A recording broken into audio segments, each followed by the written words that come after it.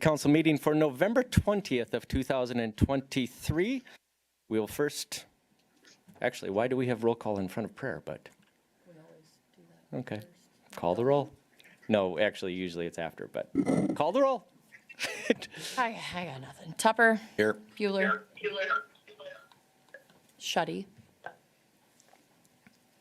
Jurens. Here. Danforth. I am here. Pauline. Here. Peters. Here. All right. Quorum is established. We will now go into prayer. Craig Whirling, pastor at Hosanna Lutheran Church here in Watertown, is going to lead us in prayer. Let us Please pray. rise.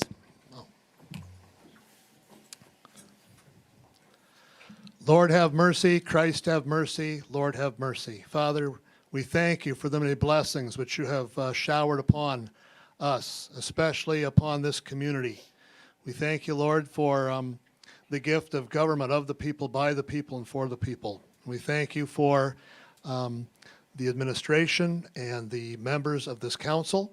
We ask that you would bless them, give them courage and wisdom as they discuss and vote on many important issues. We thank you, Lord, for all the concerned citizens who are here as well, and ask that you bless them, especially those who speak to the issues before the council tonight, that you would give them peace of mind and the ability to speak clearly and forcefully in favor of their position. We ask, Lord, that you would bless this meeting and all that it does, that all would give glory to you. All this we ask in the name of your Son, Jesus Christ our Lord. Amen. Amen. I pledge allegiance to the flag Of the United States of America and to the republic for which it stands, one nation, under God, indivisible, with liberty and justice for all. All right, Councilman Shuddy, I need you to mute whatever you can. Mute your phone as well. Okay, thank you. Chair will entertain a motion to approve tonight's agenda. Motion made by Councilman Bueller, seconded by Councilman Peters. Any discussion on that item? Hearing none, the motion is to approve the agenda. All those in favor, please say aye. Aye.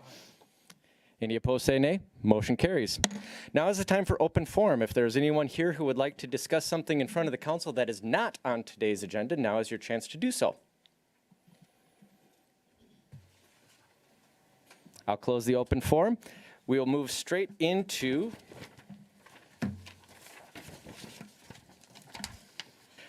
presentations and reports. Item A is a 2023 bridge inspection report to council. Are we still doing that? Yeah, I believe so, yep. All right.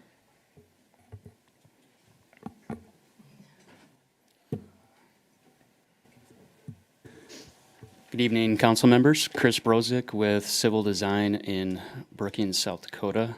Just gonna bear with me a sec. I'm gonna open up a brief presentation.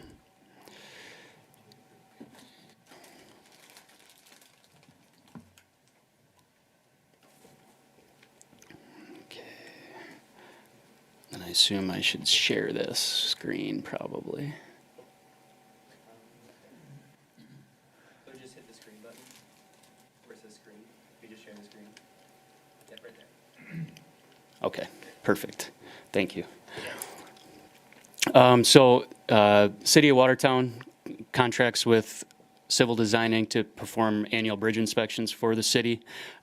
We contract directly with South Dakota DOT, where the City of Watertown participates and pays 20% of the costs, where the state pays the remaining 80%.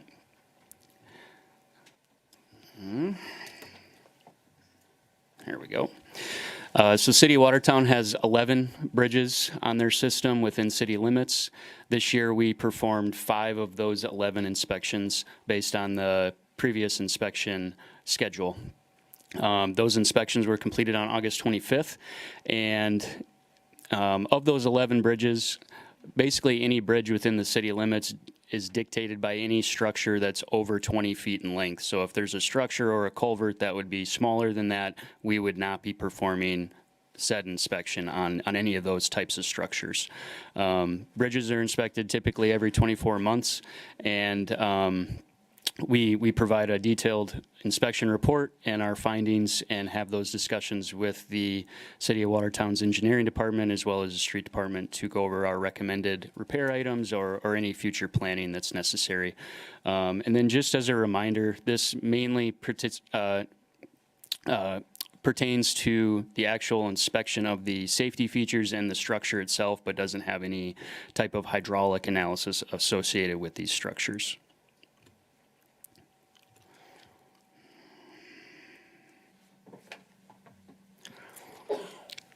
Here's a map of the City of Watertown, and the 5 boxes that are shown highlighted in red were the 5 structure locations we completed inspections on this year, just for information. And here would just be an elevation view of those same 5 bridges that we performed inspection on this year. The first bridge being over by Lake Kapeska. The second bridge, top center on 3rd Avenue, the bridge that was just recently constructed last year. Structure top right over Kemp Avenue. Structure on the bottom left over 4th Avenue Southwest, and the larger structure there on 20th Avenue, bottom center. Overall, the big takeaway with our inspections this year, nothing really changed load rating wise. All of these are still safe for legal loads moving forward for the next couple years at least. And the biggest item would be the structure over North Lake Drive on Lake Kapeska, showing its age, having some deterioration, some issues, but overall still faring okay, and something that will need to be planned for in the future, but moving forward over the next couple years at least, still safe for loads for the public and heavier loads that are up to legal load. So. In addition to our bridge inspection reports, we also do more or less a summarized results of all of our inspection findings that indicate the location, if there were any changes in the posting, which obviously all these were still in really good shape and didn't need to change any posting, but we would identify those in addition to any recommended repair items for the structure. Most of the items that we identified this year were minor items, generally more of a safety feature item or some small repair work that will help extend that service life on the structure over the long term. We did meet with the city engineering department and street department last Wednesday, and went over the inspection reports in detail. Other than that, that's all I have for you folks tonight. I would entertain any questions you have. Thank you, Mr. Brozick. We will now open it up for any questions or comments from the council. Councilman Tupper. The North Lake Drive, that is the one on Highway 20? The one on North Lake Drive is not on Highway 20. It's actually right off the highway on North Lake Drive. And then there's a pedestrian bridge literally just to the north of that structure that carries a bike trail. Justin? It'd be near Kapeska Lodge. Okay. Yeah, so here's the map, I guess. Yep, just off the highway. Okay, thank you. Yep. Any further questions or comments? All right. Thank you very much. Contracts and change orders. Item A is an approval of a bid award and to supplement the 2023 budget and to proceed with the purchase of a medical grade oxygen generator for the Watertown Fire Rescue in the amount of $44,000. Chief Rowland, please tell us more about this. Thank you, Mayor and members of City Council. I'm here tonight to ask you for permission to proceed with the purchase of a medical oxygen generating system. The system is for our ambulances to fill our cylinders. We have M cylinders, we have D cylinders. The M cylinders are for the ambulance as far as our oxygen for our patients, of course, and the D cylinders are for the patients as well. But the D cylinders are also small bottles that we fill out routinely every day with our patients. A little history about the medical grade oxygen cylinders. We bought one in 2007 with some pandemic flu money. If you guys remember the H1N1 breakout, we were able to get just under $20,000 to supplement that purchase. It worked well till about 2019-20 range, and we went ahead and bought this new system that we currently have. well, it's not new, now it's 4 years old. It's called the CFP RIC system. And unfortunately, the last month and a half, we ran into a situation where the system is no longer working. Matter of fact, we contacted the company, the system is obsolete and no longer making any parts. So with that, I'm here tonight to request to move forward with a supplement to my 2023 budget. Unfortunately, there is no grants out there that we can proceed with, and we need to hopefully get going with this.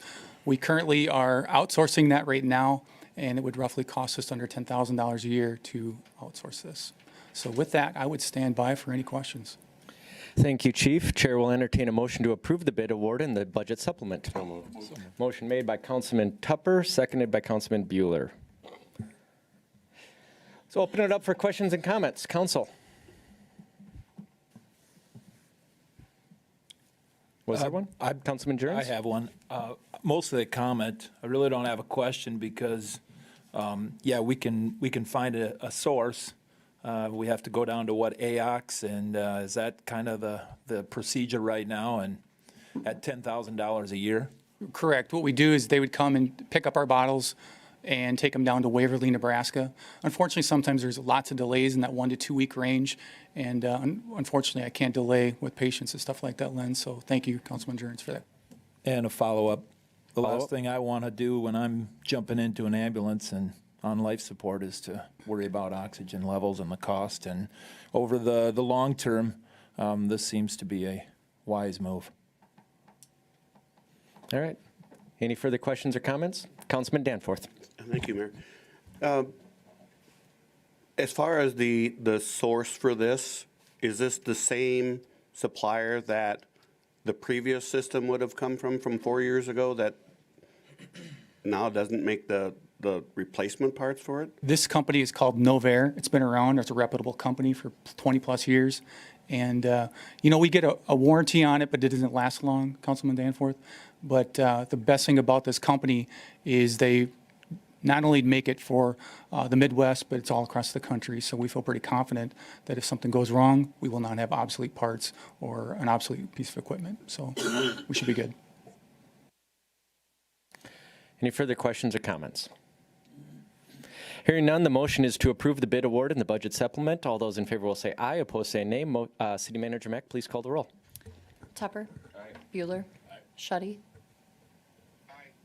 Jurens. Aye. Danforth. Aye. Holleen. Aye. Peters. Aye. Motion carries. Motion carries. Item B is an approval of an amendment number 1 for the wastewater treatment facility and authorization of an award for Rice Lake Construction Group to proceed with the purchase of a new screw press in the amount of $837,000. City Manager Mack. Okay, thank you, Mayor. I'll speak a little bit to this, but we also have our Assistant City Engineer, Justin Peterson, and our City Attorney, who can answer any additional questions. What we're asking for tonight is essentially what we did with the ice arena. So we've not set the GMP for the wastewater treatment facility improvements, but we have some long lead items that we need to get ordered in order to get them here in time for construction. So we're asking to proceed with the purchase of these new screw press, similar to what we did the ice arena, where we pre-ordered the steel and the roofing in the amount of almost $38,000. And I'll defer to our Assistant City Engineer and our City Attorney for any additional information. Thank you very much. Chair will entertain a motion to approve the amendment and authorization of the award. Motion made by Councilman Danforth, seconded by Councilman Peters. So open it up for discussion, Council. Councilman Danforth. Thank you. Would this pertain to Mr. Mitchell? Craig, any questions specific? Is Craig here? I thought I saw Craig somewhere. He was? Yeah, he's there in the back. Oh, you're on the hot seat. Come on down. Hold the applause, please. Craig, a question I have is I read and I think I understand what's here. It's to take the water out of the solid particles or whatever, so we can transfer. Is that the norm? Is that what most communities do? Or if you don't do that, what's your option? Yeah, so that's what it's used for is we place the sludge or the biosolids in the digester, and then we the screw press separates the liquid portion from the solid portion. The liquid portion goes on to be treated in the rest of the process. And then the solids portion, once it's a 22% solids cake, and then we take that to the landfill. And that's what most, we have one now. We're just getting a secondary one, so if this one were to fail, then we can use that unit, the secondary unit. And most communities are moving towards screw presses and landfilling their biosolids. Okay. All right, thank you. Councilman Peters. What's the life expectancy of a screw press like this? How long is the one you have now? How long has it lasted? So the one that we just got now, I think is like 5 or 6 years old. So I would say, you know, the life cycle, I'd have to defer to HDR on that, but most likely somewhere around 15 to 20 years. Councilman Beeler. Thank you, Mayor. Mr. Mitchell, we, in the past, I believe we used to use that slurry as fertilizer, did we not? We distributed that over some of the city property, as well as I think we contract with some local farmers. Is there a reason we wouldn't want to do that, continue to do that? Do we still have the equipment to do that? Correct, yeah, we used to land apply that, but with the improvement of 20th Avenue and we weren't finding that farmers were real acceptable to getting rid of that. And so there was a lot of work of tracking it and of city staff to sample it and to dispose those biosolids in that way. And then like the farmers really, it wasn't something that the farmers really liked because of the limited amount of time that we had to apply the solids because you could only do it in the fall. So we still have the ability through our permit to do that, but our equipment that we have, we really couldn't do it if we had to. We'd have to contract with someone to land apply it. All right, thank you. Councilman Peters. Just one more question. When you said digester, so are you turning the sludge into a gas now? And are you selling off this gas or are you reusing this gas somewhere else? Right. So what we do is we have a clarifier which separates the solids from the liquids. So the solids portion, we send it to the digesters. And then in the digesters, we do generate methane gas. And then the methane gas is then used in process because the digester, to make it work properly, we have to keep it at a warmer temperature of like 98 degrees. And so we use that, rather than using natural gas, we use the we use the methane that we generate to heat the digesters. And if we get too much, then we flare it off. Okay. Yeah, good. Thanks. Thank you. Any further questions or comments? The motion is to approve the amendment and the authorization of the award. All those in favor will say aye. City Manager Mack, please call the roll. Tupper. Bueller. Shetty. Jurens. Aye. Danforth. Aye. Colleen. Aye. Peters. Aye. Motion carries. Public hearings and second readings. Item A is an application for a transfer of a retail malt beverage and South Dakota farm wine license and video lottery license from Dakota Butcher to Rock McGillivray. McGillivray. All right. All right. We'll go to Lisa, or our City Attorney Carrico, for more information. Sorry about that. Thank you, Mary. And yes, I did check with our records and licensing person prior to the meeting, and all the paperwork is in order and the fees have been paid. Any other questions? I can try to answer them, given our absence of our finance officer. Thank you very much. I will open up a public hearing. Is there anyone here who would like to testify on this item? I'll close the public hearing, open it up for council action. Do I have a motion to approve the transfer? Motion made by Councilman Tupper, seconded by Councilman Peters. Open it up for discussion. Councilman Tupper. This is going to pertain to item A and B. I see there's an application to transfer from Dakota Butcher, and then a application for new retail malt beverage, South Dakota Farm Wine license by Dakota Butcher. Does that have to do with the video lottery license that's tied to the other one? So basically, they're selling off one license, applying for another one? Correct. So the license that they will receive will not have the video lottery included in the one that they sold. The new buyer will have the video lottery. Thank you. Any further questions or comments, council? The motion is to approve the application of the transfer. All those in favor will say aye. Opposed, say nay. City Manager Mack, please call the roll. Tupper. Bueller. Shetty. Jurgens. Aye. Danforth. Aye. Helene. Aye. Peters. Aye. Motion carries. Item B is an application for a new retail malt beverage and South Dakota farm wine license to Dakota Butcher. We'll go to our city attorney, Carrico, for more information. Yes, and as previously, given Councilman Tupper's question, so now Dakota Butcher will be buying its own farm wine license or beer wine license without the video lottery, but the application is all in order. Again, I checked with licensing and all fees have been paid. Thank you very much. I will open up a public hearing. Is there anyone here who would like to testify on this item? I'll close the public hearing, open it up for council action. Do I have a motion to approve the application? Motion made by Councilman Bueller, seconded by Councilman Tupper. Open it up for discussion. Council? Hearing none, the motion is to approve the application. All those in favor will say aye, opposed say nay. City Manager Mack, please call the roll. Tupper. Aye. Bueller. Shetty. Jurgens. Aye. Danforth. Aye. Helene. Aye. Peters. Aye. Motion carries. We're on to item C, which is the 2024 budget appropriation. City Manager Mack, take it away. Thank you, Mayor. What you have in front of you is the second reading of the 2024 budget appropriation. We presented the budget to you all on October 17th. Trying to think if there's anything specific that you'd like me to cover. This budget does reflect a 5% cost of living adjustment plus step movement for employees. It includes the addition of 3 new FTEs, a firefighter, an IT tech position, and a public information officer. One point of clarity I'd like to provide to you all, there's been a lot of questions about the street facility and City Hall projects. We do have the Special Revenues Fund. I believe it's Fund 505 that is in the budget, and that simply is where the cash is being held from the bond that was issued for those projects.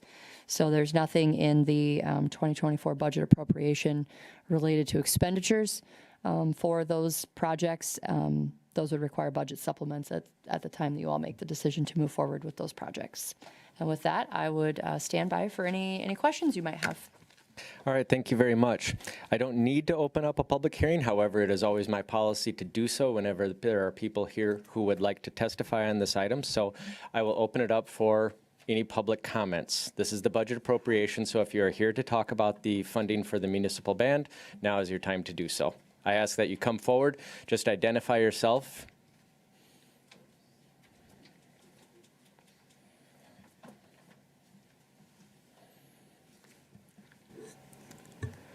Hi, my name is Doug Herr. I'm presently the director of the band, and I just wanted to give you a little history of the group.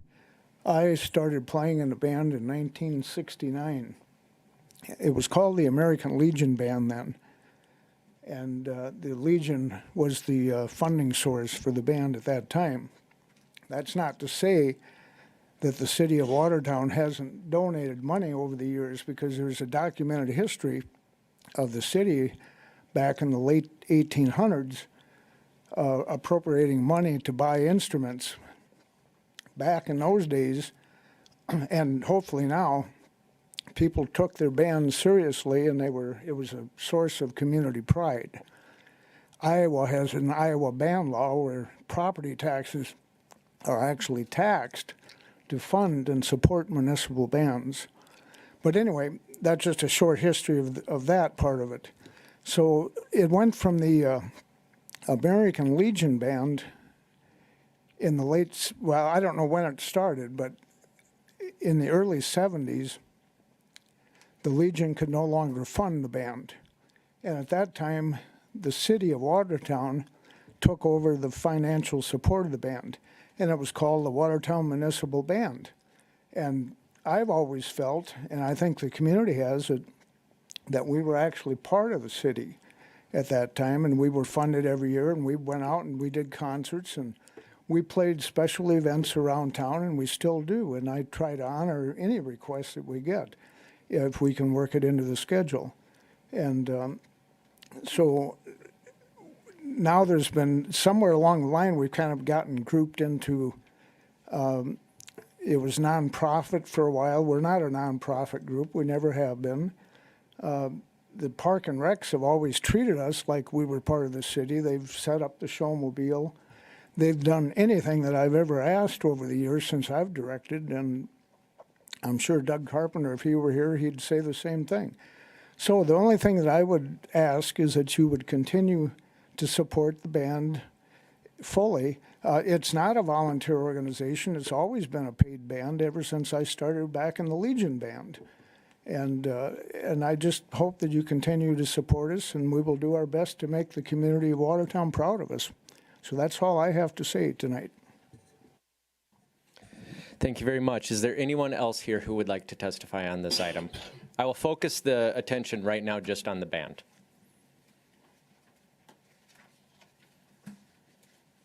I'm Shelley Elvine, and I'm a member of the band. I just would like to add how much we enjoy playing. Turn it on. I'm Shelley Elvine, and I am a member of the band, and I just want to share how much we enjoy playing for our audience, and especially the veterans. There's nothing like playing on Veterans Day for the veterans, and we play their service songs. They get up, and the Marines, the Army, the Airmen, and the Navy, they get up when they hear their song. And it's really a proud moment for them and for us. So we enjoy doing that. But we also want to, we appreciate our loyal audience. They followed us to the new foundation plaza, and we really appreciate that. And we have adjusted to the plaza. Doug hasn't fallen off the stage. So I just want to share that. And I hope that we can enjoy funding in the future, because we would like to see our band continue as it's been. Thank you. Thank you. Is there anyone else who would like to testify on this?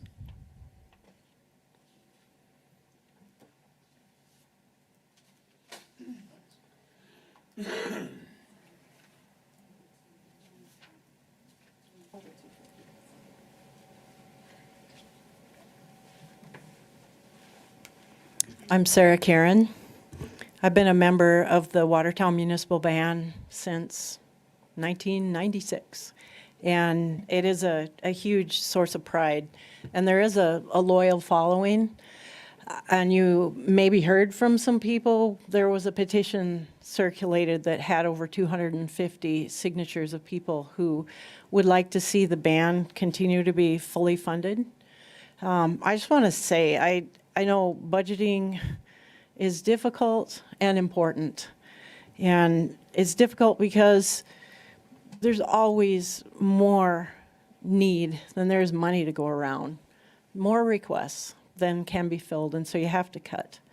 And I spent many sleepless nights over that, so I sincerely do sympathize with you're trying to balance the budget.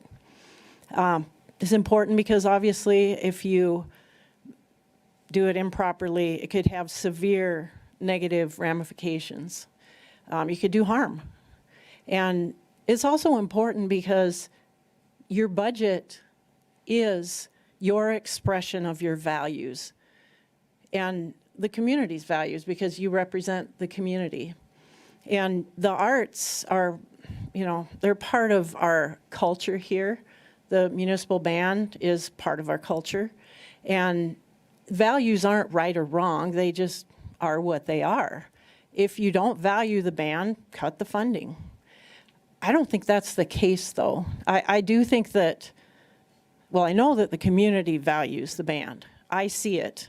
And I mean, it's a huge sense of pride for me to see those well-attended Memorial Day and Veterans Days events. If you've never been to one, you ought to go. It will make your heart swell to see all those people and all those veterans who come to celebrate and to be recognized. And that's what the band does in the various different ways. But it's also entertainment. There's that too. And so funding the band is an expression that you value the band. And cutting the band, obviously, would send the message that you don't value it. And I don't think that's the case. I certainly hope that's not the case. So please don't get mired down in the nickels and dimes of your massive budget. This is a very minor part of the budget, a few $1,000s compared to, millions and millions of dollars. But the message that it sends, if you were to cut the funding for the band and the band would go away, that would be your legacy. And it does not reflect the values that our community has for the arts. So please, I urge you to continue to fully fund the band. Thank you. Thank you. Is there anyone else who would like to testify?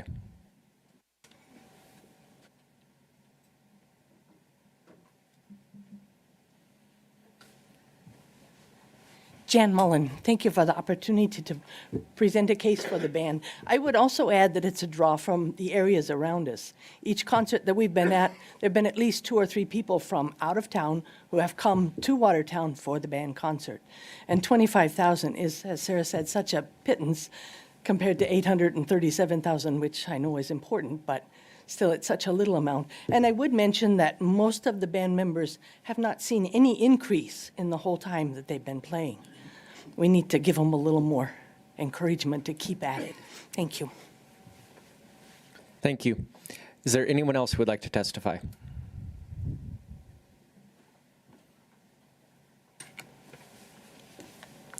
Craig Chrisman. As an audience member, I have some reflections and observations. First of all, the composition of the band goes from high school students all the way up to people who are retired and everything in between. So it's well represented. The fact that the community comes together and has that opportunity to socialize before and after the event, enjoy music, which there's various styles, as well as education to the general public. In an era where media has prevailed and permeates our society, the opportunity to sit down and communicate with your fellow city dwellers, as well as the opportunity to hear music. Many of the songs are patriotic and touch your soul, your heart, but probably more importantly, it gives us that community pride that most communities do not have. So I would ask you to continue to fully fund the band. I think it has a very important role in our community, and I think that when people come to visit Watertown, a lot of times they will come out to the band concerts, and they always have very positive comments. And even when the weather is not pleasant, there is a full audience out there. It is well supported in this community and well worth your support. Thank you. Thank you. Is there anyone else who would like to testify?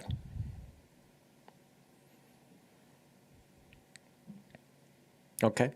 I am going to keep the public hearing open for just a moment, because now if you are here to testify about anything else in the budget that is not band related, now would be your chance to do so. Okay, I will close the public hearing. Now, the way that we have to work this is we have 2 separate actions here. So the chair will entertain a motion to approve ordinance 23-25 for the 2024 city budget appropriation.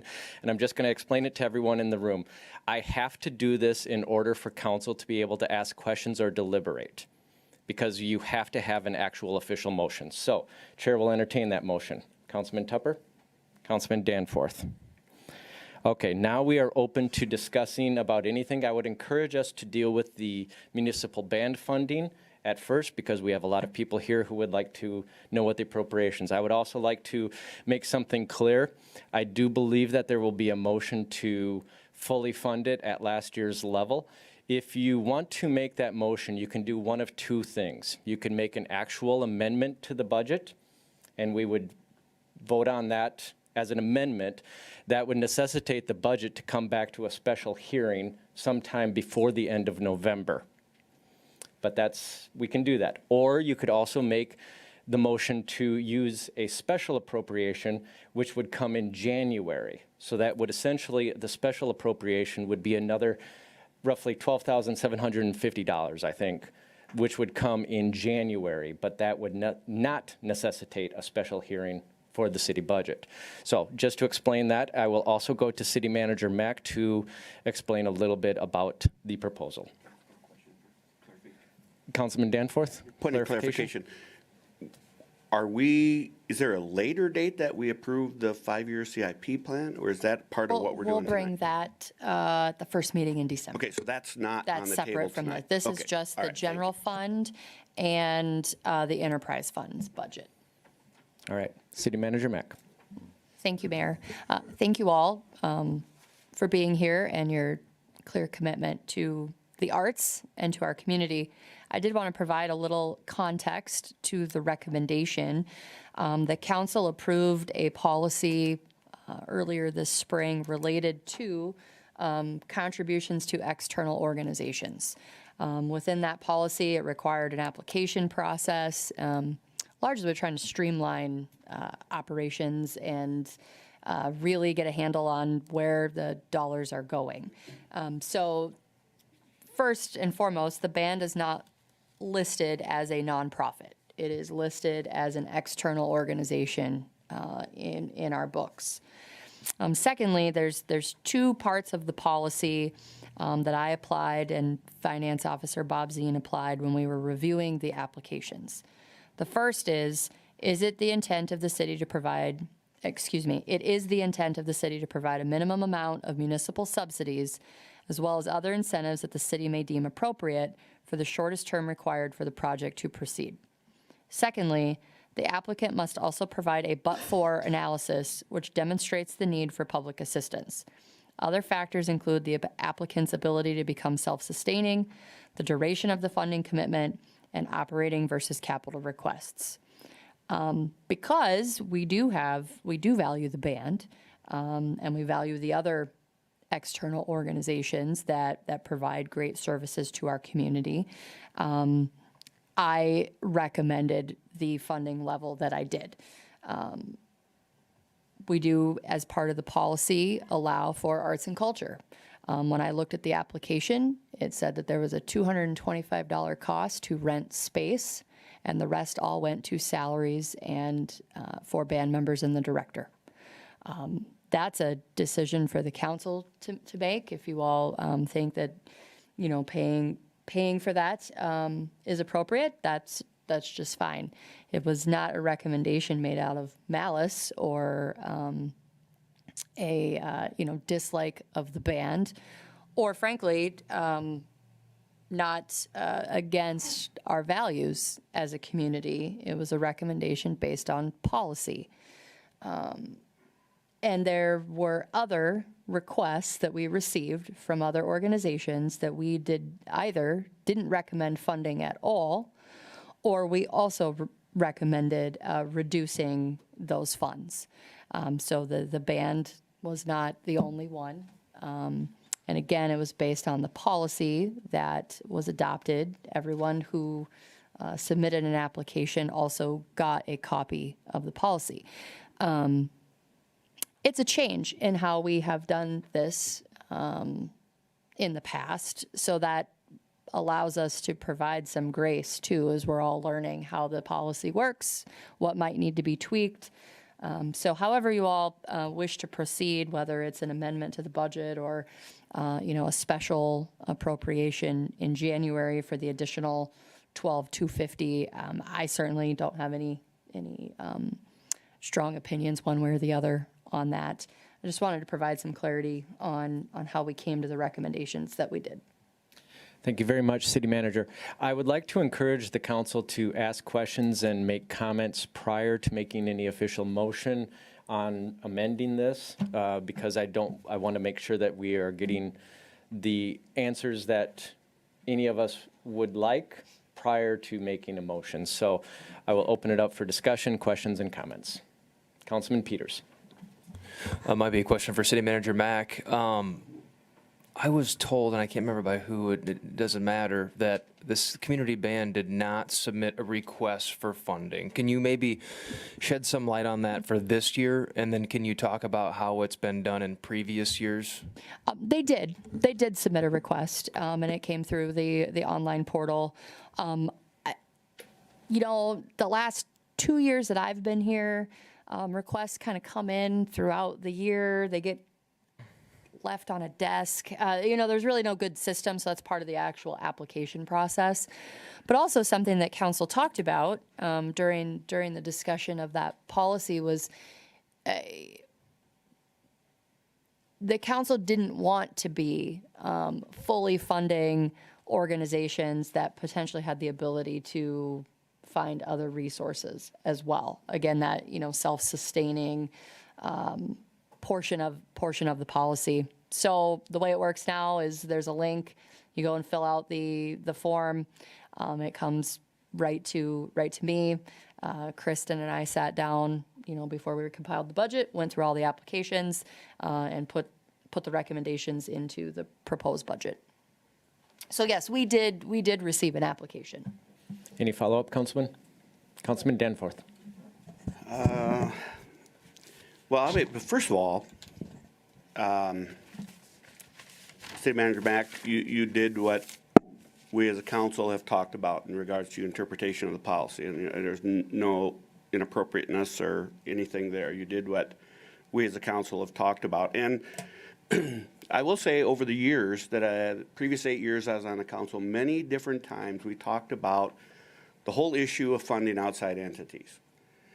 And it actually used to be much bigger than what it is now. There's a number of different entities that got funding. And to be quite honest, I really struggle in theory with taxing people and using their tax dollars and us turning around and giving it back to nonprofits that don't directly or indirectly provide truly almost a quasi-departmental or value to the city.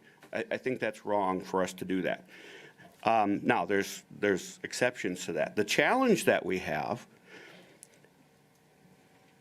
and this is one that could come back to nip us in the butt, is I went through all of the boards and committees that we have, that we formally, that the mayor and staff and others are responsible for in regards to obtaining people that will serve on those boards in a volunteer basis. Some of those are minor requirements. Some are very, very significant requirements of their time, their efforts. And to be honest, some of them are not held in very good regard. They're very tough positions. And the example I'll use is our Plan Commission Board of Adjustments, probably the toughest volunteer group of people that we have in regards to the position that they hold. So one of my questions is, what do I tell those people? None of those people are paid a dime. None. And I struggle with that. I struggle with the fact that we aren't paying, in the case of the band, we aren't paying for an operational need. We're paying salaries. We're paying people to, in essence, volunteer their time. And I struggle with that. I have for years, and Mayor Karen's here, and I'm sure she can attest to that, because I would have expressed this same concern many times over the years. Where does that stop? How do we justify this to all of these people? I don't know how many total people that is, but it's a lot of people. How do we justify that to them? What if the town players comes to us and now they want funding? They don't want to raise money anymore. They want their arts. We appreciate them. What if they want us to pay salaries to all their people? So it's a challenge that we have in regards to, it's a policy issue, but it's a fairness issue as well. And as Ms. Mack said, this isn't about valuing or not valuing the band. That it has nothing to do with that. It's policy, and what do we do in order to fairly utilize the tax dollars across all those people that we must have and we need to supplement our city services in this community. And those are the ones that are on our outside entity list, and that they're quasi-departments, they really are. Or the dive rescue as an example, the Beacon Center, I can go on and on. They're not city entities, but they provide services that are indirectly used by us as the city. So there's going to be a point where we're going to vote on this, and I'm going to support the action to fund it, but I believe we need to have a plan that creates some level of funding generation from the band. I really question, I heard some comments today about how much fun it is and how much enjoyable it is. So what I'm hearing then is the money that you're getting is the impetus behind you being in the band? And if you don't get that money individually, it's not worthy of being in the band? I mean, I don't think that's the case. We have entities that we fund that if they don't get those dollars, they will not operate. They're out, we're just one small piece of their funding operation. So I think this needs to prompt some discussions between this side of this desk and the band individuals for a plan for becoming self-sufficient or more self-sufficient than where you're at today. To simply say, we're just always going to go to the city, I don't think it's acceptable. I really don't. So short term, I'm willing to support the band in the budget for 2024. In the longer term, we need a plan, in my opinion. So thank you, Mayor. Thank you. Any further discussion? I would add on to what Councilman Danforth said, just doing a quick look through of some of the different organizations, activities that we've had in town could easily come up with several hundred volunteers that have put in a lot of hours into this community. And with some of them, I can actually know from firsthand experience that they put in a lot of money to make some of these events happen, like Carnival on Kemp. I know that the group behind that put in several $1,000s to pay for it. And they did get some money, not from the city, but from the chamber or some of the other external organizations, which in turn is kind of city money too, because we fund a lot of some of those organizations. But I just know that it's the caution that I have, and I don't think I'm alone in saying that just what does this open us up to? Because how can we say yes to one group and no to another? Perhaps we just need a clearer understanding of how to do that. But with that said, I think that we all do appreciate the band and the value that it brings to the community. So I think that there would be support for funding it at a higher level. Any further discussion? Councilman Tupper? And maybe Manager Mack can clarify this for me or answer this question for me. I don't think there's a single organization out there that we fund as an external organization that isn't very, very vital to the community of Watertown, including the band. But I don't think there's a single one of those organizations out there that we give them their total funding for the year. I mean, every other one of those organizations has typically a good share of the city money is only a small portion of their budget. Most of them have outside and or other ways of raising money. I would be more than glad myself. I'm going to support the full funding for this year one way or the other.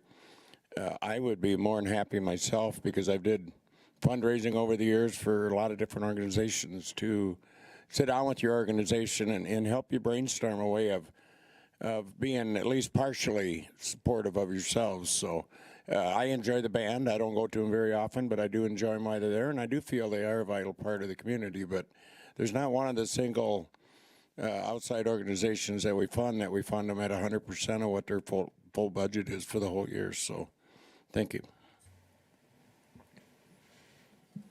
Thank you. Questions, comments? Councilman Jurgens. I'm in agreement with the last two, with Councilman Danforth and Tupper. I'm going to vote for this, but I don't think it's the end of the band if down the road. Thank you, Mayor Karen, for your service in the past, your commitment to this band. I've seen you on stage a lot of times over the years, and Doug Doug Carpenter, I mean, he was the, that was legendary, his commitment to this. But I don't think the band has to go away. You know, what's the contingency plan? I mean, I'm sure those thoughts have been going through your mind over the last few days and few weeks. Friends of the band. I mean, there's a lot of dedicated people that do like this, and they go, and they always go. And I am sure that if you started Friends of the Band, it would not be that hard. It takes some commitment, but to raise some new money. They talked about the Beacon Center, and even though I wasn't here when they adopted the council or the policy back in the spring, so you know I get a free ride. So does Kyle. That was a joke. That was a joke, guys. Anyway, the Beacon Center has been top in conversation for a lot of years, and the discussion of funding them, and you know you just know that the work that they do ends up saving our police department a lot of money and headaches and time because of the work they do. So you know there's just that partnership here that we want to continue to see with you, that we've had with others, and I hope things keep going no matter what happens here tonight. But Thank you. Councilman Shetty. Thank you, Reed. Can you hear me? Yes, we can. Okay, very good. Thank you. Well, I just wanted to, I'm glad that we're having this conversation, this direction where the band's doing well and we want to keep it going instead of a conversation where it's been dwindling over the years and should we keep it going. So I'm just so glad that there's people there. I can't see from my perspective who's all there, but there are obviously, when listening to some folks, there's a passion for this yet within the members. There's a passion within the city. And so I'm glad that we're having this conversation, as much as it may lead to a tougher conversation, you know, in the next year or so, as far as how to continue forward. But I would be for keeping it funded, full funding this particular year for sure, and have these conversations. And who knows, maybe it'll be better off for the band, you know, going a different, you know, if there's other funding sources down the road. So that's just where I stand, and I thank you for all your guys' work over the years in this. Thank you, Councilman Shetty. If there's no further comments or questions at this time, I would ask for a motion. Councilman Peters. I would make a motion to use the special appropriations first of the year. Make a special appropriation rather than have another amendment to the budget. All right, so the motion will be to add an additional $12,250. Would that be right, City Manager Mack? And that would bring it up to the level of last year. So that is the motion, and that would be a special appropriation, but would that be, because we can't really vote on that now, it's a special appropriation in January. Well, what you could do is take action to bring it forward in January. Okay, so You know, we would make no a- different than like putting an item on the agenda. So we would make a motion to defer to a date determinant is the motion. So, but first I actually need a second on the amendment, or on the special appropriation, which was given by Councilman Tupper. Okay. And I will open it up for discussion on the motion for a special appropriation. I'm sorry, Mayor, can I ask a question real quick? So it was Peters and then Tupper? Yes. All right, thank you. So it'll be, the motion is to make a special budget supplement to be considered at the first meeting in January 2024. So right now you have two motions on the table. Do you want to? The motion was for a special You first had a appropriation. motion to open up the budget discussion to Oh. approve the budget. So But- yeah, I just wanted to make sure you guys No, and weren't- that's fine, but Okay. after we deal with the subsidiary motion, we can go back to the main motion. Perfect, as long as So- we're clear on that. No, this is a subsidiary motion. Okay. Councilman Danforth? Point of clarification, Mayor. I'm not aware if there are going to be any other questions or concerns in regards to the budget that may not get it approved tonight. If it doesn't get approved, tonight and we have to come back, well, then we might as well include this number in a redo, so to speak, a next reading of the budget, correct? So maybe what we should do is get through any budget issues to see if we've got to come back. And if we don't, then act on. I would think Councilman Peters. that would be a wise action, because there are a lot of other things in the budget that we will be discussing after this. And we cannot guarantee that we will reach final disposition of the budget tonight. However, I think that you can see from the council here that it would be unanimous that we will do either a budget amendment to supplement it at a special meeting next week before the end of November of this year. That's by law when we have to approve the budget. Or we would do a special appropriation, but either way, we would fund it to the level that it was at last year. And I'm only just saying that because if you don't want to sit through the rest of the budget hearing, you have a chance to leave if you would like to, because the issue, and not to say that you don't care about anything else, but the issue that you came to testify on has, I think, reached a level of agreement that we can at least live with for the time being. So with that said, I will be at ease for about a minute. If you would like to leave, you sure can. This is pretty exciting stuff, the rest of the budget stuff. Don't act hastily here. I do want to say thank you for showing up. It does matter. It makes a big difference in the process.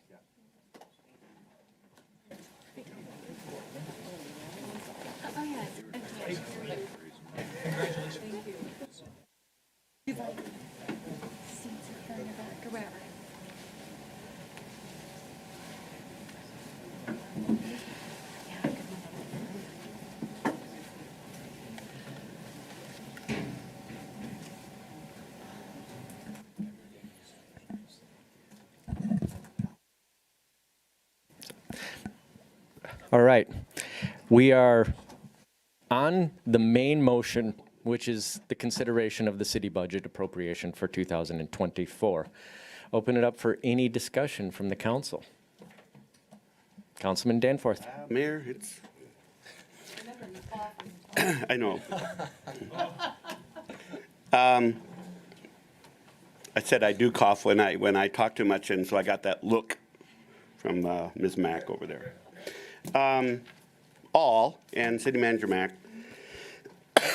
during our budget hearings, and this is not new for me, this is kind of an annual thing that I always express concerns with, and that is, and I don't want anybody to take this wrong, I'm not anti-zoo, I'm not anti, what are those little animals? Otters. Yeah, I hate otters, but I have a long-standing concern with the growth in the subsidy that the zoo is requiring. And I know our Park and Rec Director said it's an area of concern that he has as well. But my question is how do we get our arms around this thing? And when do we actually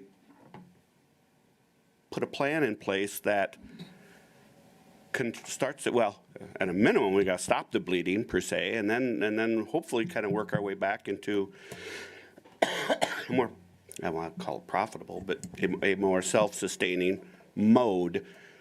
So where we're at right now is if we approve the budget as is, we're going to supplement the zoo without any capital, almost $1.1 million. And 6, 8, 9, 10 years ago, whatever it was, that number was half of that. Well, actually, it was half of that, but also there was a whole scenario with the Zoological Society kind of thing, and some things changed around there. But so, and I see Dusty is here, and I have a lot of confidence in Dusty, but I think I need some assurance if I'm going to do this that we have got to have a plan that brings this under control, so to speak. Just a comment. City Manager Mack. Thank you, Mayor. Thank you, Councilman Danforth, I too have all the confidence in our Park and Rec director. And as you mentioned, it is an area of concern. I think now that we have some other Park and Rec divisions on a good trajectory, now is the time to embrace the zoo and figure out what sustainable looks like. But I will defer to Dusty for any specifics that he might have and comments. He deals with, that division every day. Thank you. Good evening, Mayor and Council. I'm not sure I can give very good specifics at this point, besides, kind of lay out a framework of where we go next. One of the things that we're looking at doing within the next month or so is to create a new 5-year strategic plan for the zoo. As a part of those conversations is my hope that one of the major items in that plan is to talk about sustainability. And that conversation is going to directly talk about the subsidy that the zoo receives. How we can reduce that amount, what strategies are available to us currently and in the future to, let's say, stop the bleeding, I believe is how you described it. I have some ideas of my own. Not going to go into those fully here this evening. But again, we will have that discussion with the Zoological Society, Park Board Council, whoever, wants to participate in that meeting, how we can stop the bleeding and hopefully reduce the level of subsidy as we go forward. There's some fundraising opportunities, as we move forward that we're hoping will set the zoo up. One of the things that I'm going to ask about is, look at an endowment campaign. If we build a healthy endowment for that facility, that can go a long ways towards reducing the level of subsidy by the city. So any other specific questions I might answer? I just want to make sure, and Dusty, I look forward to hearing about your discussions and your planning. I don't want to be here a year from now having the same discussion of just not knowing where we're going, and now it's not 1.1 million, it's 1.2 or 1.3. And that's kind of what's happened over the course of my tenure on the council, is we look at it, we go, that's a lot of money, and then we kind of approve a budget, and then it's next year, and we say the same thing. So I'm kind of beating a drum that I always beat, and I think we need a commitment of we are going to sit down. I don't know where we're going to get. You don't know where we're going to get, but we got to try. And that's what I'm asking for a commitment on, is we've got to sit down and we've got to evaluate this and we have got to come up with a plan. And that plan is then what, at least from my standpoint, what enables me to feel good about approving a budget next year for 2025. That I can't commit to just in beginning with that strategic plan. Okay, well, I appreciate that. And Ms. Mack, I appreciate the efforts on county staff. So. Yeah, we did actually have strategic planning scheduled several months ago, and due to a lot of things that came up and schedules, it got postponed to December. So it's on the calendar. Thank you. Any further discussion, council? Any questions or comments? I will bring up, I do not know where the council is, and I don't want to postpone final disposition of the budget tonight if it is the will of my colleagues to move forward with it. I have expressed concern in the past, publicly and privately, regarding some title changes, which I understand are not directly in the budget, but there are dollars moved there, and it's just depending upon how you look at it, because there is an increase in a certain department, and the way that I personally look at it is I look at it as a position, as a salary for a position, not as an overall expenditure to that line item. And I know that it's just a difference of how you look at it. I have concern about it because, in large part, because it's what I hear out in the community and the questions regarding salaries and also positions. And I have expressed concern whether or not the city of Watertown is in full favor of having an assistant city manager position, whether that is in just title or institutionalized. I understand that it is not institutionalized, but I want to make that clear that that is not my intent with this, but I also understand the difficulty where City Manager Mack is at in regards to recruiting and retaining valued city employees.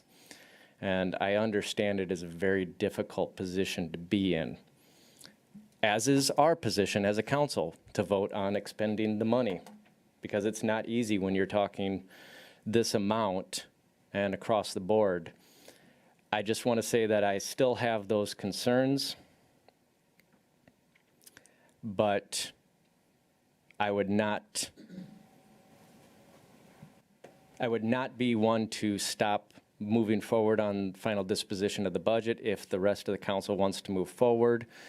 However, I would also be more than happy to have a few more days to just look at it, knowing that there might not be anything changes. But I just wanted to express my concern, my intent that this does not institutionalize the title changes into permanent positions, and also just to pay attention to the salaries in general, because I know that that is a question that we get out in the public a lot. And I understand that the scrutiny upon public employees is harsh. I get that, but I also understand I also understand how the public looks at it, which is they just want to know that they're getting value for their money. And we just have to balance that as a council, and that is a concern that I have, and it will continue to be one. So, thank you. Councilman Danforth? Well, Mayor, I'm with you on that one. But as we look at that issue specifically, I honestly don't know, other than maybe having a little better understanding, which I think I have fair understanding, but not maybe 100%. I'm not sure how my outcome would be differently a week or 2 weeks from now, or let's say before the end of the month when the budget has to be. I don't know where that delay and that the questions that I may have, where that may lead me to say, oh, no, I didn't know that. I think it's where it's at. The one thing that we have to keep in mind is that as this world has changed a lot in 4 years, 3 years, and with that, there is a supply and demand as it relates to employees. It's one thing to get employees and hire them. It's another to retain them. And so that we have to focus on both of those. We also know that salaries and benefits and what it takes to get and keep employees has changed a lot in the last several years. And as our demand for those positions, our higher level positions, as we've shifted to the city manager form of government, and as we, those are higher paying jobs. They just are. So when you have a X% increase, which, Ms. Mack, just throw me a number, 6%, whatever the number was this year. That equates cost to more of living was dollars for 5, that yeah. person than it does, same 6 or 7%, whatever that number is, just equates to more dollars. So it compounds much quicker.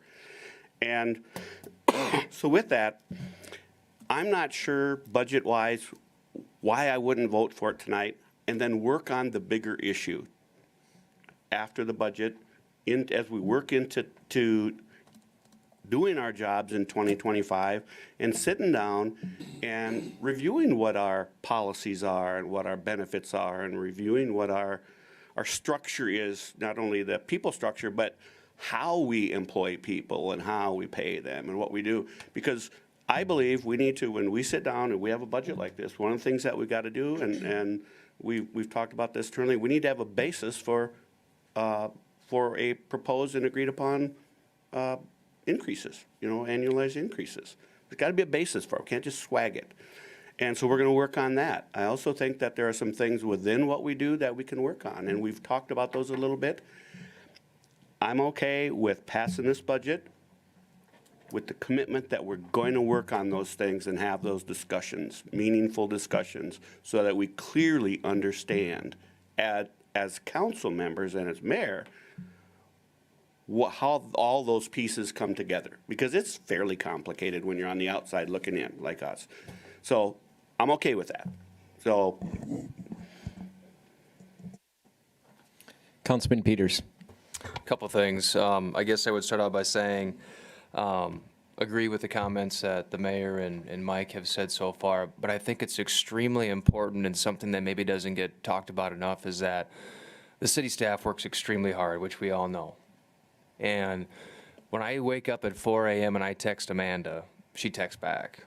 When I text Amanda at 10 p.m., she texts back. So I want to bring that up to the public as the city staff is doing a great job. We as the council, in fact, I would just tell a quick story here.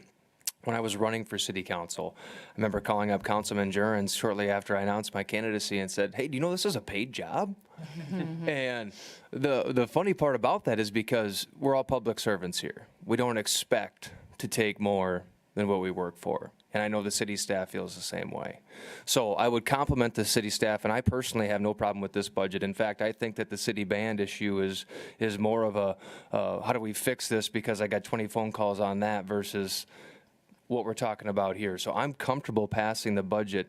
To Councilman Danforth's point, if we can spend some time and make sure we're understanding salaries and certain things staff related. That doesn't need to be talked about necessarily tonight. But I want to make sure everybody here knows that the city staff is extremely valued. I think I speak for everybody when I say that. Sometimes we have to have these conversations because we're voices for the public.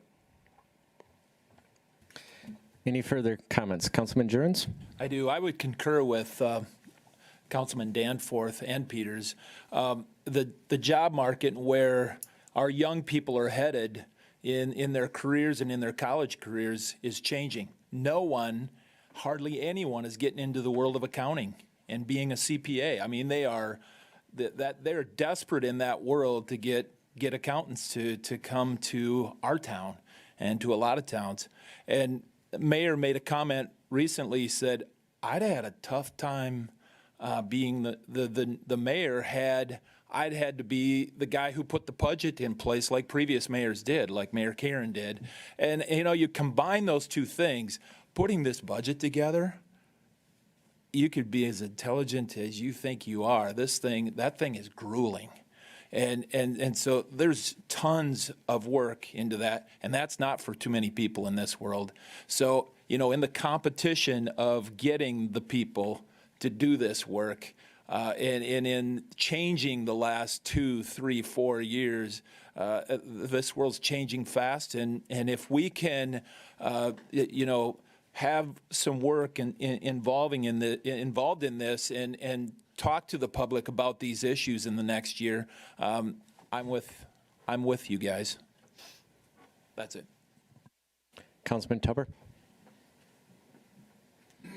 I guess I'm going to kind of go back to the employees. And when you talk about preparing a budget, it isn't City Manager Mack and City Finance Officer Bob Zine's budget is the city budget. There's a lot of people that put in countless hours. I mean, we demand a lot from our department heads to work ahead with not only their budget for the year, but also at that same time work out a 5-year CIP plan. A lot of hard hours, and it isn't just the department heads that got to do it. It's their supervisors, staff that's got to step up and kind of project out where we're going to be over the next couple years in the situation that we're in the world, not just in Watertown, South Dakota, with the manpower shortage and workforce shortage, we've got to be very competitive. You know, I know there's been some discussion over the last couple of weeks, some questions that we've all had over the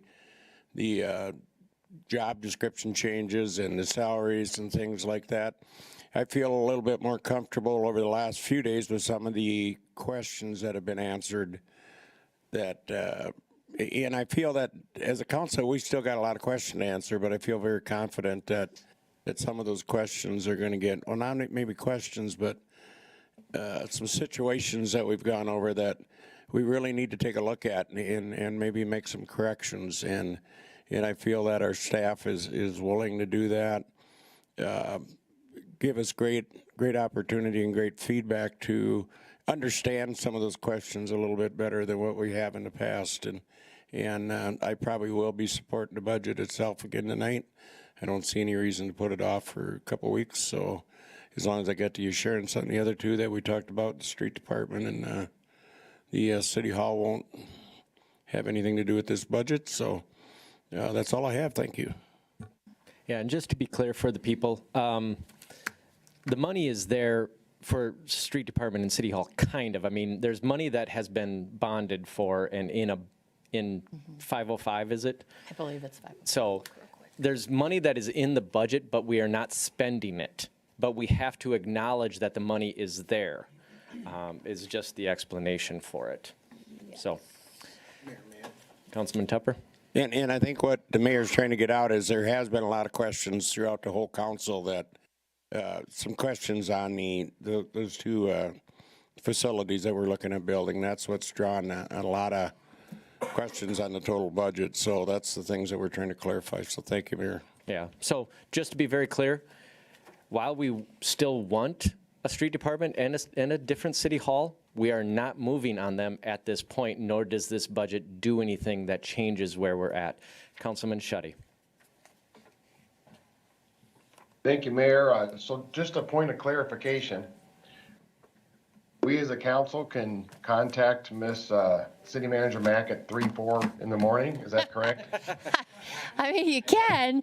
I don't really love it, but, you know, whatever you need, Councilman Schutte, whatever you need. All right.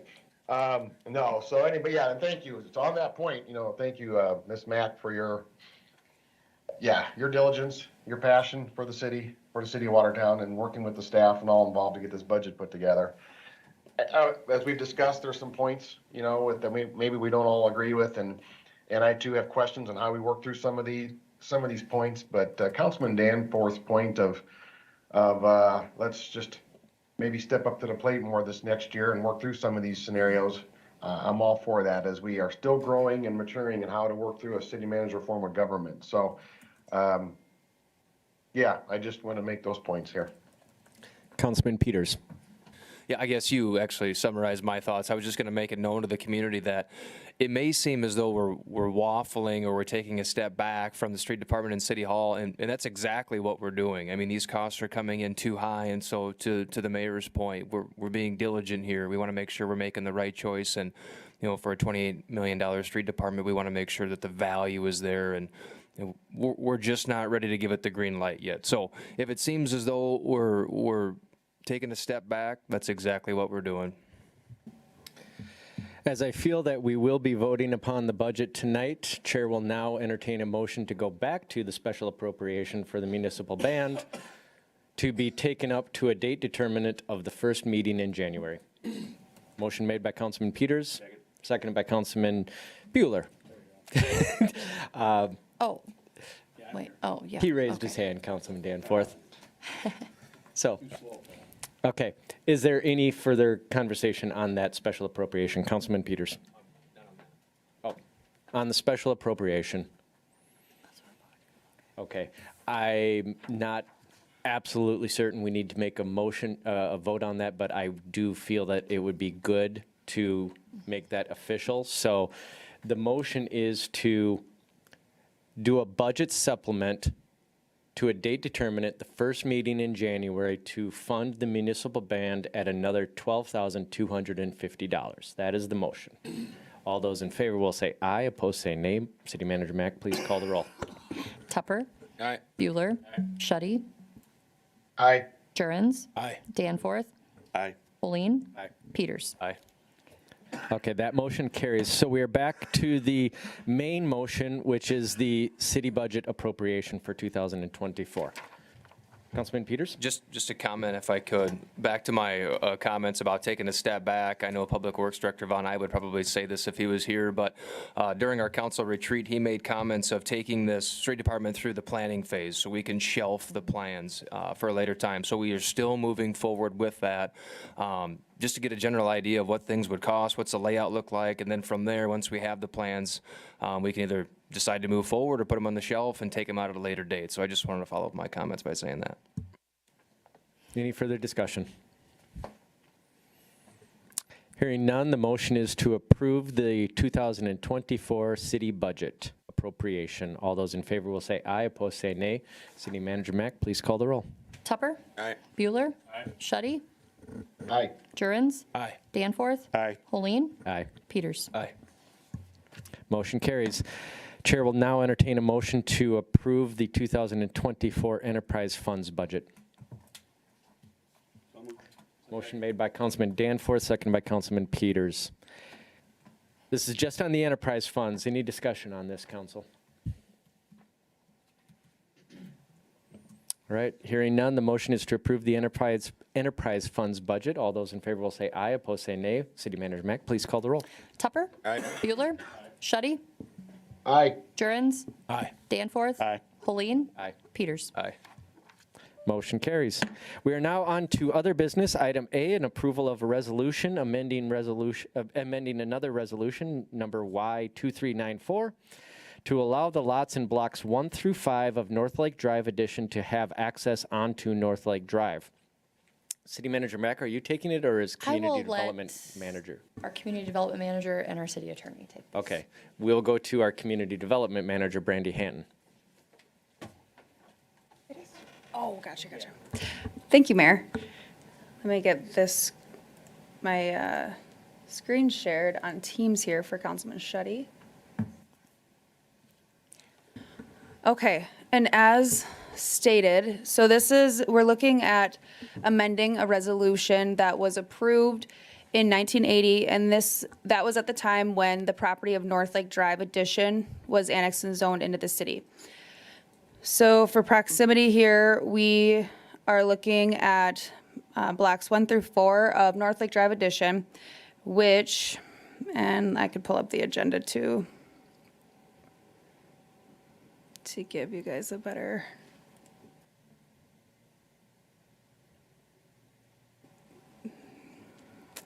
Okay. So from the lots that are abutting North Lake Drive. So what I have highlighted here is actually Pheasant Lane. So at the time when this area was annexed and zoned, there was a stipulation in the resolution that restricted access onto North Lake Drive. And it was supposed to, because these lots were supposed to gain access from Pheasant Lane. So here's the resolution that we're looking at amending in our new resolution that's proposed. So here we have access shall be only by designated streets on said plat. Well, actually, there shall be no direct access to North Lake Drive by any of the lots in blocks 1 through 5. Access shall only be by designated streets on said plat, which is Pheasant Lane.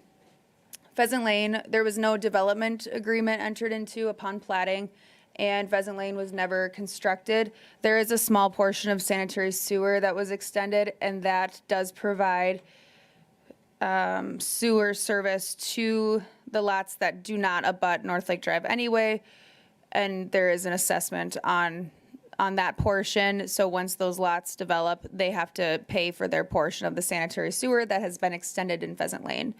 North Lake Drive, for the most part, does have the sanitary sewer and water service capabilities.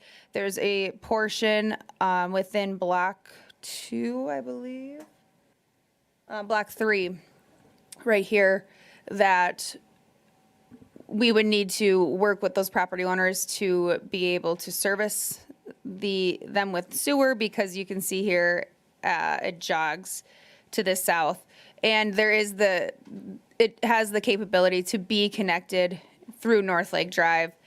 And so the city engineering division would work at a project, looking at a project like that at that time. That would be further down the road. So that is something that we have explicitly stated in the resolution that's proposed to amend the original resolution, noting that about the sanitary sewer. And then also this was discussed at the October 10th City Council work session, where we brought it to council as we were looking at bringing this resolution amendment forward as kind of an initial introduction of it. And at the time, then it was agreed upon that we would also, if this were allowed, that they, individual property owners with their driveways would have to install turnarounds so that they were able to back up on their own properties and then enter North Lake Drive in the facing forward. Other things to consider about Pheasant Lane. So it was not,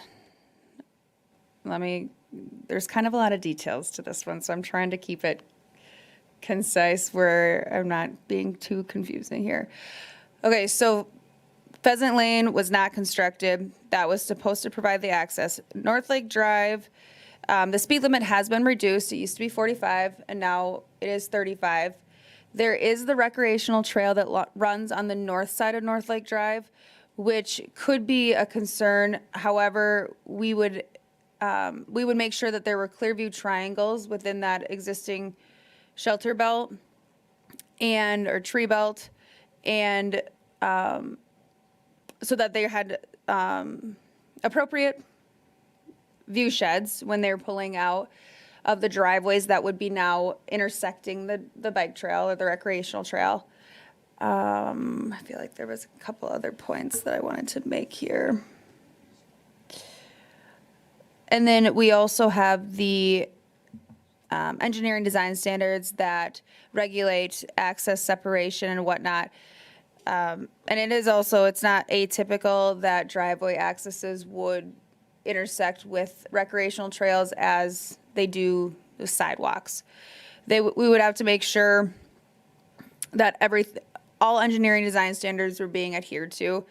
Another point is when this was platted in 1982, maybe 1981, this was North Lake Drive was South Dakota Highway 139. So that was the state's jurisdiction as far as access restriction goes. And the state also did not have access regulations until 2000. So if that were, I could not find specific discussion within minutes, the historical minutes that states that. However, it's something that staff is speculating was the deterring factor of not allowing access onto North Lake Drive because it was a state highway, a higher speed limit and whatnot. And we see that today if we have a replat happening on a state highway that there is that access restriction. So I think with all that information, I'll stand by for any, staff does recommend approval of this resolution amendment. We have been working at it. This is kind of a 40-year problem. And so we do feel that it's appropriate because of how it meets our engineering design standards that we have in place today that we did not have in the past. So with that, I'll stand by. Thank you very much. City Manager Mack, did you want to add anything? No, sir. And City Attorney Carrico is not here, but she will be here later to answer some questions. Chair will, I am going to open up a public hearing because I know that there are several people here who would like to testify on this. I will ask for proponents first. If you'd like to speak on this item, you are invited to do so now.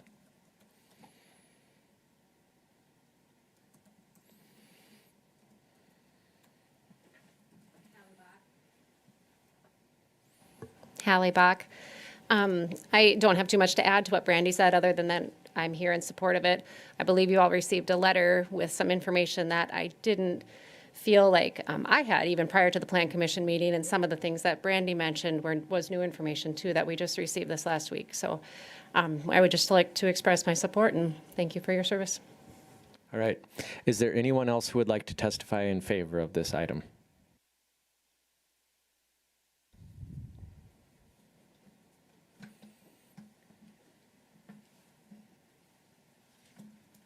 Bruce Hested, I would testify in favor of this item. Thank you very much. Anyone else in favor? Is there anyone against? Anyone neutral? Last chance for public hearing. Okay, I will close the public hearing. I will entertain a motion to approve this resolution. So Motion made by Councilman Tupper, seconded by Councilman Peters. Open it up for discussion. Council? Councilman Tupper. Mayor, thank you. This has been kind of a, as far as in my eyes, been kind of a 40-year blunder for the city, and I look at this body as it's about time that we correct this mistake that was made back in 1980, 81, whatever it was. I went out and toured this property more than once by invitation of some of the property owners. You know, I know some of the things that have been brought up as far as some of the people that are against this by going across the bike trail. You know, I don't see that as any different in any other side of the city streets or where there's a bike trail going through. There's driveways that go through it. I think a little common sense will prevail there. Like I say, I think it's just this body's job to correct a problem that was given many, many years ago. But part of that problem was due to the South Dakota Department of Transportation when that was South Dakota Highway 139. That was not a big recommendation by them at that time. I think the overall vision of that at that time was to complete, correct me if I'm wrong, Compesca Drive, is it? Or Pheasant Drive, whatever it is. Pheasant Lane, whatever it was, yeah. Which never got completed, and that sometimes happens. So I'm going to strongly support this to get this done and kind of get this off the books for many, many years. So, thank you. Councilman Schutte. Thank you, Mayor. All right, well, yeah, a few things on this. You know, we've got the Planning Commission, you know, we're looking to them always for these, you know, to be a part of the process. And so I did, you know, their vote was 5-0. So we, you know, we got to take that in consideration. Now, one of my questions, I guess, would be, and I got a few things here, but one would be, was there information missed that maybe the Planning Commission did not have, that maybe we are privy to tonight? Or was there just maybe not enough discussion? Personally, I drove out there today and did some looking, and I've asked around, and I see the need to potentially move forward with this. However, out of respect for Planning Commission, that's one of my questions. I just wanted to ask before I move on to the next question. Community Development Manager, would you like to answer that? Yes, thank you, Mayor and Councilman Schutte. And I was thinking that I needed to include that as well. So this was brought to the Plan Commission last Thursday, and it was a unanimous no, 0-5. And their largest concerns were the safety with the recreational trail, and just kind of thinking that this was put in place in 1980 and it shouldn't change. However, there have been things that have changed that allow us to look at it once again. So. Councilman Schutte, do you have a continuation? You bet. All right. Yeah, thank you for that explanation there.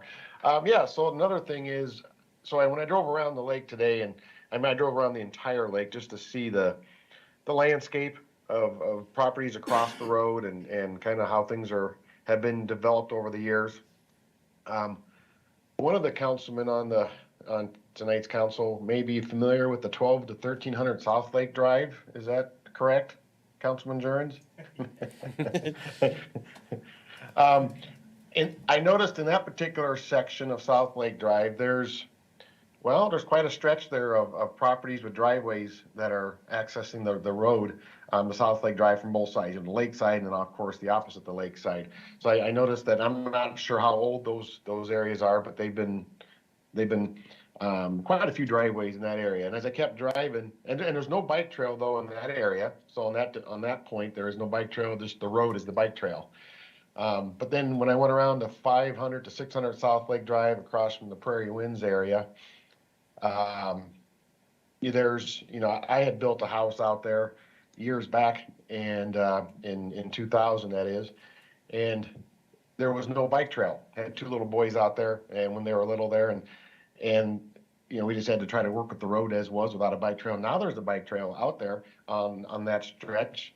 But actually what's also happened in the last 20, 25 years is there's houses being built across the road there as well, with a lot of driveway points crossing the bike trail onto South Lake Drive. Now there's a 25-mile-an-hour speed limit there versus 35, but there's no turnarounds in any of these sections. There probably wasn't any requirements, but the people just use the bike trail on South Lake Drive by the Prairie Winds or over on the 1300 block. I suppose it's one of those things you just kind of, train yourself to kind of pay attention.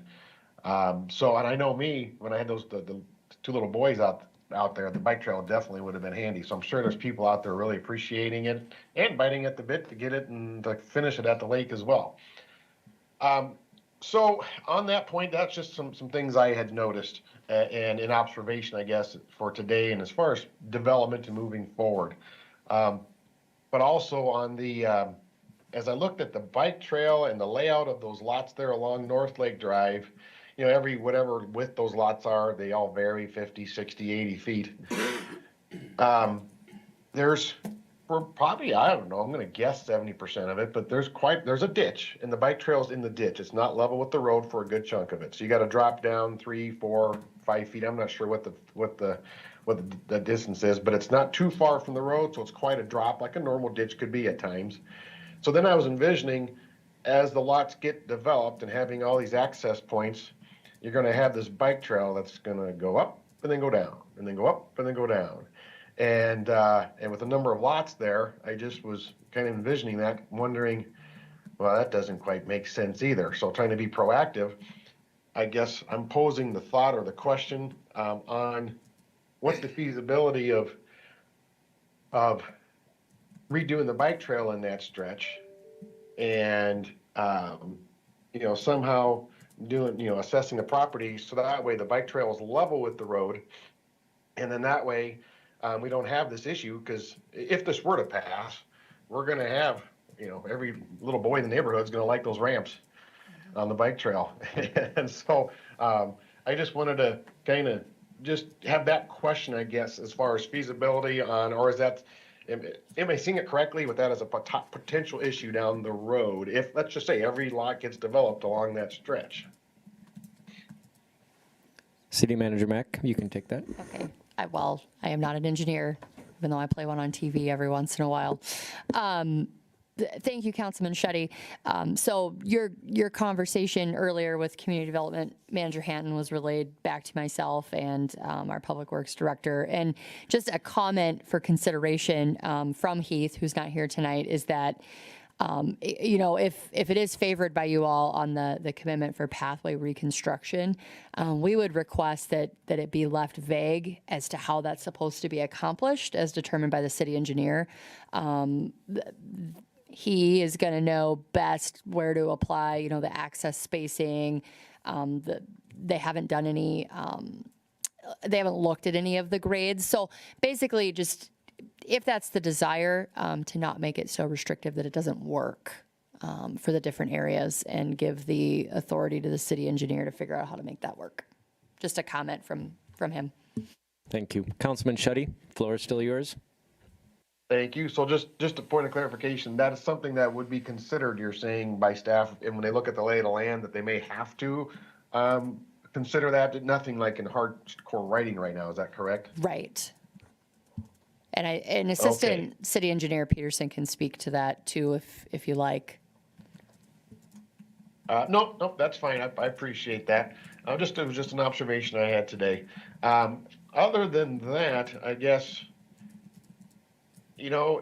whenever you do the potential of new development in any neighborhood, there's always this, whichever side you are on it, it's nice, especially at the lake. It is nice to have that, property across the road when you're used to it with whatever kind of buffer of trees or whatever it may be.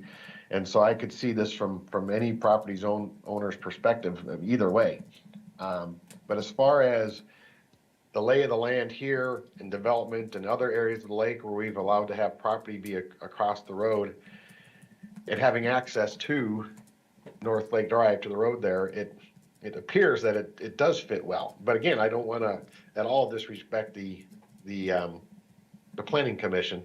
So that's the one challenge, I guess, in this for me personally is not letting not putting I just want to make sure that we're respecting them, but I'm thinking, the possible that there just wasn't as much information for them. I'm not sure, but that's just my little quandary, I guess, I'm working through on this one.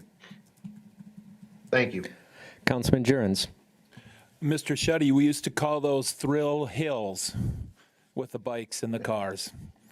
I listened to the Planning Commission speak about this. I actually listened to it twice to understand the concerns. It really did come down to safety. And there's been some explanation of some of that since. It's clarified it for me. A lot of it's centered around the 43 possible access points. And I thought that the email that all of us got with a graph that was really, really made things simple as to the possibility, could there be 43? Really very, very, there's just, I don't see if, as a layman who just looks at this goes, there's not going to be 43 access points. Right there, that took the safety level of this way down. Are there still issues? Yeah. Councilman Danforth bringing in that, hey, let's turn around. Let's provide that in there. That was a really, really good idea in our work session. That's been brought up. So really diving down into the numbers and really looking at it as just maybe 17 to 20, maybe 15 to 20 spots that will have access points across that bike trail.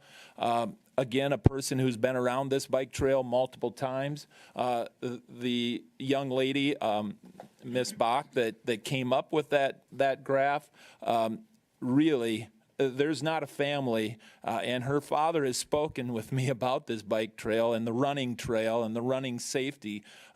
They wouldn't be here in proposing this and be in support of this if there was a major safety issue here. I do respect the Planning Commission for bringing that up and allowing there to be some discussion amongst the community and those that have come to me. Bruce, there's been multiple people that have called me on this, and I didn't get much opposition, and I had a lot of support. Bruce, I did want to, and have you had your answer to the possibility of vacating these down the road someday? Did you get an answer to that? The possibility of vacating some of these encroachments that are noted on there? I haven't gone any further with it. Okay.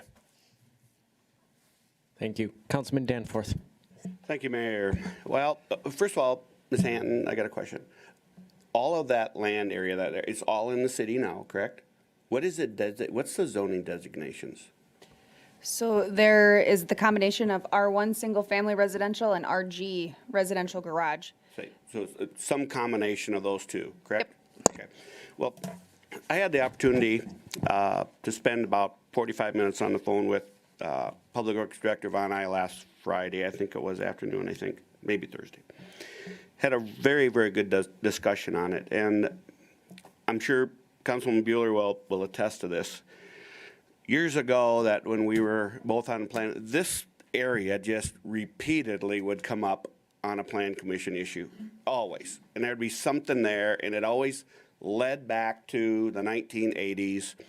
And you know what? If I look at the plan that was established in 1980, it's a really nice plan. Problem of it is it didn't happen. So the question is what would we do today? If this was bare ground, just coming in, would we have these requirements on here? And I'm gonna call him Heath. Heath said, I don't think we would. We wouldn't. And so sometimes we just gotta back up, start with a clean sheet of paper and say, what should we or would we do? And that's really where we're at on this piece of land. It's been problematic for 43 years. So the one thing I asked him, if we should consider vacating the right-of-ways. And I think maybe, Bruce, that's what you and I talked a little bit about that. His suggestion was that we don't, because we don't know what's going to happen to that land north of that. We may want to use those right-of-ways. Maybe it's 40 years from now.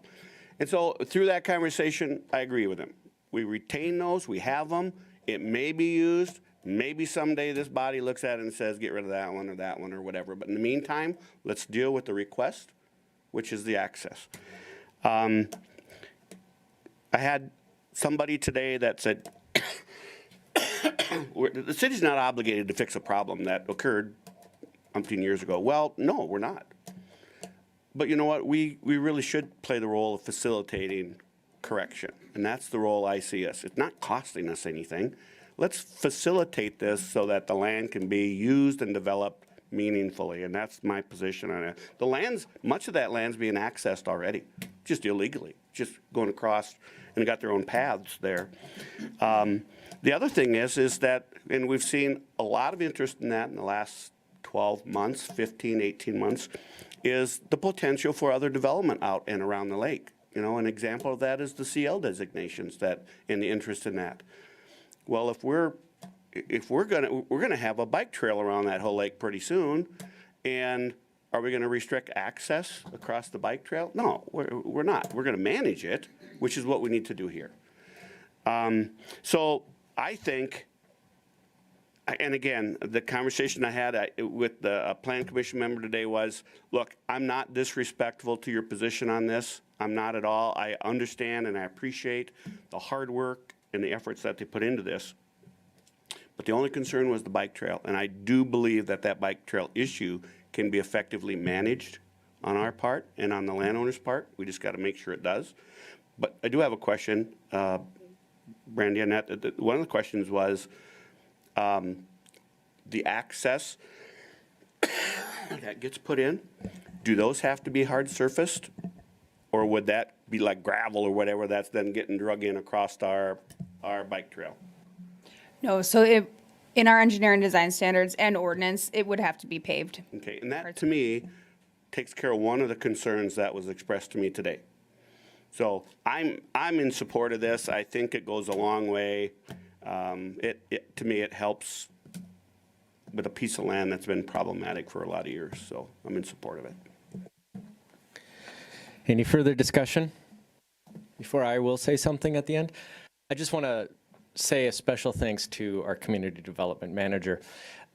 This issue was first brought to me last winter, and I remember bringing in then Councilman Vilhauer, and we had a special meeting with you and our Public Works Director, Von Eye, and at first we were thinking there's no way we would get to any resolution on this.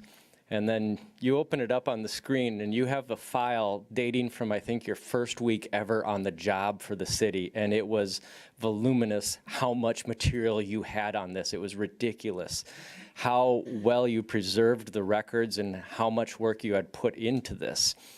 Now, I do have a word of warning. I think you said to me at that meeting that this has been such a bane for your work life that if you could ever find resolution, you would retire. So that is not going to happen. I'm just going to make that clear, but I want to say a special thanks because you had kept this going, and it was a sticky issue, but once you peel back a lot of the problems and you realize that they're not insurmountable, they need resolution. And this is an example where you have people who own the land and they were told they can't do anything with it. But then you drive out there and some people are and some people aren't. So this is just making it legal to do what we allow landowners to do with their property. So I applaud you for that and the council to bring this forward. So you're not retiring, but you could have a party, I guess. So not a retirement party. But thank you for that. With that said, the motion is to approve the resolution. All those in favor will say aye, opposed say nay. City Manager Mack, please call the roll. Right. Tupper? Aye. Bueller? Shetty? Aye. Jurens? Aye. Danforth? Aye. Helene? Aye. Peters? Aye. Motion carries. Item B is an approval of a resolution amending the solid waste rate schedule. City Manager Mack. Thank you, Mayor. This is an annual resolution that the council passes related to solid waste rates. You will remember that we engage with AE2S, who helps build our rate schedule. We're looking at a dollar increase, I believe. Make sure I'm getting that right. Yeah, from $13 per month to $14 per month, effective February 1st of 2024. I will stand by for any questions. We do have our acting superintendent, Craig Mitchell, here, who can definitely speak to the details if you like. I see a gentleman online. Shall we call on him? Yes. Go ahead. Superintendent Mitchell? I'll introduce him. So that is Ryan Graff from AE2S, and he's the consultant that we use to develop our rate study and kind of do the work. He does have a short presentation for us on both the solid waste rates and the wastewater rates. So just a few short slides. All right, take it away, Mr. Graff. Thank you, Mr. Mayor, members of council. Like Mr. Mitchell said, I do have a short presentation. Just a little bit of background on the study. We did complete it earlier this year. It was the second annual review, which is more of an update to the original study that we completed 2 years prior to that. What that update does is it looks at just changes in O&M costs, changes in what we thought might have been planned for the future that may not have happened how we had originally planned for it. And so it takes those into account and looks at any rate adjustments that should be required to help keep the utilities healthy. We did finalize it earlier this summer and are pleased that you're here tonight to, I think, implement, if the council chooses, the recommendations from that. So on the solid waste, as the city manager had said, we are currently recommending a $1 per month for residential. On the landfill tipping fee side, what we have gone to is an every other year sort of increase. And so it would be likely that next year you'll see an increase on the landfill side, but that was just to provide some something that the tipping, the operators who have long-term contracts have a little bit of stability so that they can predict it for the next year's contracts with their customers as they go around collecting the waste. With that in mind, we are projecting sorry, was there a question? Nope. Okay. We are projecting an increase in the reserves for the solid waste utility. It is important that as you look kind of beyond that, a lot of those reserves are for the cell opening that will come in the future. And so they're intended to help mitigate the large, what we call them rate shocks. So it'd be, instead of a single dollar a year, you'd see larger increases to that. And we all know that's not good for the people of the community. And so to respect that, we try to kind of ease into what the costs and the revenues that we do need to help support that utility. We do also, and this is probably a little bit harder to see, but we have what's called the annual rate survey, where we put together results from and utility rates from communities across the region. This is from our South Dakota comparison, just showing where peer communities above 5,000 residents population are as far as their utility rates on the solid waste side. And this does include sales tax, I believe, with how we are representing the rates here. But Watertown down just around that 14, 15 after you incorporate that. And you compare it to like Madison, for example, which is over 16. Brandon didn't, just because they're private contractors, aren't there, but Box Elder, even though they're West River, are closer to $18 a month. So, do you have any questions on the solid waste? Not at this time, but I'd ask you to stay there in case there are. Yes, of course. And I do have a little bit on wastewater for when we do get to that resolution as well. All right, thank you, Mr. Graff. Yeah, would you like to just continue on with your presentation for wastewater? Whatever the council wishes, so. I think that would be fine. Okay. On the wastewater, we are looking at a slight increase to the base rate, as you see here, of a little less than $1 a month. That's designed to cover the O&M costs of the utilities. Overall, there are some changes to the surcharges as well that were recommended and reflected in the resolution. So overall, we see just under a $2 a month increase to the residential. The same is on the commercial, but on the commercial, we are seeing $3.12, that maintaining that $3.12 per CCF for all the usage above 3 CCF. And then on the with the significant industrial users, we're seeing a slightly larger increase, but you see that incorporates 7 CCF as well. And so that would be the reason why there's such a large discrepancy beyond just their usage that puts a little bit more bigger strain on the plant itself. We are also looking at a slight increase in the near term to the fund balances on the wastewater account as we had originally projected them. A lot of that is because we are looking at the addition of the wastewater plant and how that, when that comes online, as we look to make sure the capital reserves are setting aside when that will need renewal down the line, but also to accommodate any additional costs associated with that plant. And so that's where we see some of those reserves coming from. The regional rate comparison here on the wastewater side, we have Watertown, you're down up here, I guess, at around 3230. And we would see that go a little bit above Aberdeen here, but still below Sturgis and in the, I guess, the lower quartile of communities throughout the state. All right, thank you very much. Chair will entertain a motion to approve this resolution. Motion made by Councilman Tupper, seconded by Councilman Bueller.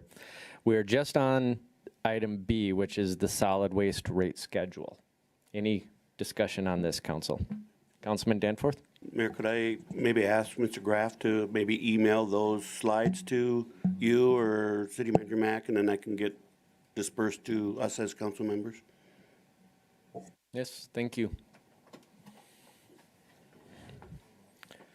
Any further discussion, questions, comments? Motion is to approve the resolution on the solid waste rate schedule. All those in favor will say aye, opposed say nay. City Manager Mack, please call the roll. Tupper? Aye. Bueller? Shetty?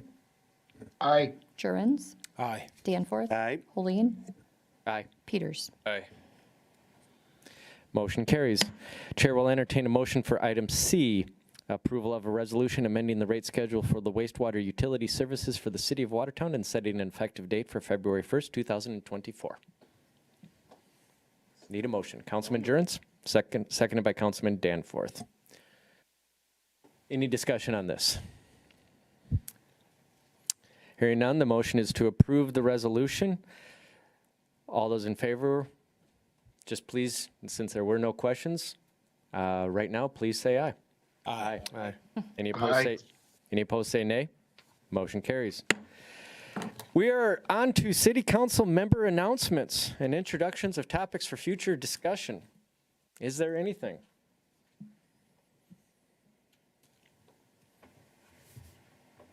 Councilman Danforth? Mayor, you and I have been in a little bit of communication back and forth in regards to the suggested review of the CL zoning. And my understanding is that we will be planning Yep. some type of review of that. So, Yeah, we and then are. How that works exactly, we still got to work out, but that should be coming, and that way it kicks us off into 2024. Excuse me, I'm sorry. Well, with that issue as far as, I'm sorry, reviewing that zoning. Yep. Yep, Thank you. Thank you. Any further announcements? City manager report? Mayor, I don't have anything this evening. My computer just died, so I can't see what I have. All right. anyway. There is no reason to go into executive session. The chair will entertain a motion to adjourn. Motion made by Councilman Tupper, seconded by Councilman Peters. Any discussion on that? Hearing none, the motion is to adjourn. All those in favor, please say aye. Aye. Aye. Any opposed, say nay. Motion carries. Good night, God bless you, and happy Thanksgiving,